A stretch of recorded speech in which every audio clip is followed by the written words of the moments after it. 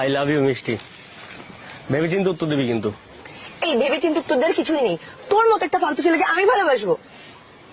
মনে রাখিস, বউ না বানাতে পারি, মেয়ে বানিয়ে ছাড়বো। সাব্বাস বেটা।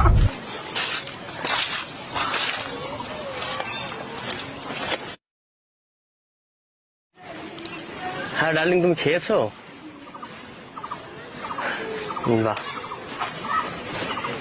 আচ্ছা রাখো, আমার মেয়ে এসছে, একটু শুনি হ্যাঁ কি বলছে।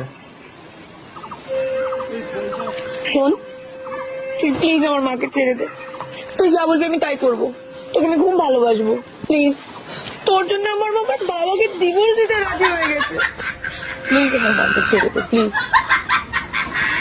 তখন বলেছিলাম ভেবে চিন্তে উত্তর দিস, বাবা বলে ডাক।